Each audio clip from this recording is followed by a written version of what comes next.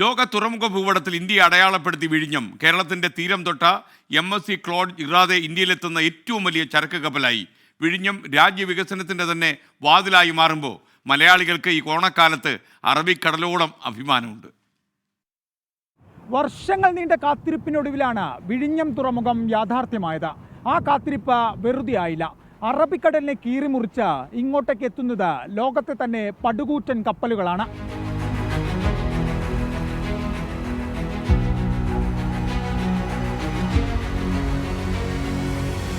ആദ്യമെത്തിയ container ഷിപ്പായ San ഫെർണാണ്ടോയിൽ തുടങ്ങി ലോകത്തിലെ ഏറ്റവും വലിയ ചരക്ക് കപ്പലുകൾ പലതെത്തി വിഴിഞ്ഞത്ത്. 400 മീറ്റർ നീളമുള്ള MSC ക്ലോഡ് ജിറാതെ തീരം തൊട്ടതോടെ രാജ്യത്തിന്റെ ഷിപ്പിംഗ് ചരിത്രത്തിൽ തന്നെ വിഴിഞ്ഞം പുതിയ ചരിത്രമെഴുതി. ഇത്ര വലിയൊരു കപ്പൽ ഇന്ത്യൻ തുറമുഖത്തെത്തുന്നത് ഇതാദ്യം.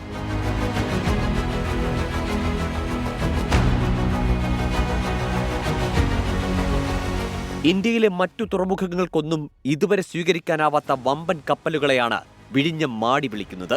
പ്രകൃതി സമ്മാനിക്കുന്ന സ്വാഭാവിക കപ്പൽച്ചാൽ തന്നെയാണ് വിഴിഞ്ഞത്തേക്ക് പടുകൂറ്റൻ കപ്പലുകളെ വഴികാട്ടുന്നത്.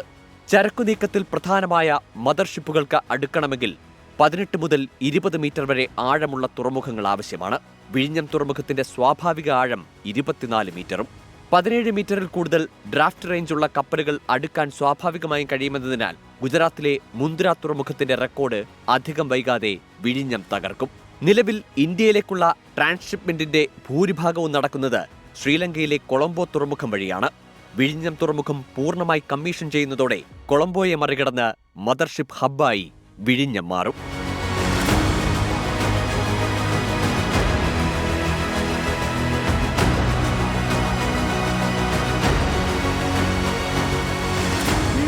നല്ല കാലം വരാനിരിക്കുന്നതേയുള്ളൂ. ഒപ്പം കേരളത്തിൻ്റെയും ഇന്ത്യയുടെയും.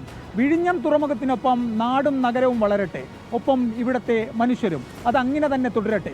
രാജ്കിരണിനൊപ്പം AV ജയശങ്കർ, 24 തിരുവനന്തപുരം. എന്തായാലും ഈ ഓണക്കാലത്ത് വിഴിഞ്ഞം വലിയ അഭിമാനമാകുന്നു. നമുക്ക് വലിയ സന്തോഷം. ജിജോ ജേക്കബ് പറയുന്നു, തിരുവനന്തപുരം സിറ്റിയിൽ വലിയ ബ്ലോക്കാണ്. വൈകുന്നേരം 4 മണി മുതൽ തമ്പാനൂർ മുതൽ ഏതാണ്ട് വെഞ്ഞാറുമൂട് വരെ ബ്ലോക്ക് അങ്ങനെ നീണ്ടുപോകുന്നു. ഓണക്കാലമല്ലേ, കൊച്ചിയിലും കോഴിക്കോട്ടും ഒക്കെ തന്നെ നല്ല ബ്ലോക്ക് അനുഭവപ്പെടുന്നുണ്ട്. ഒരുപാട് വാഹനങ്ങൾ ഈ സാധനങ്ങൾ വാങ്ങാനും ഒക്കെയായിട്ട് നഗരത്തിലും നാട്ടുമ്പുറങ്ങളിലും ഒക്കെ സഞ്ചരിക്കുന്നതുകൊണ്ട് ഈ ബ്ലോക്ക് എല്ലാ ഓണക്കാലത്തും നമ്മൾ കാണുന്നതാണ്.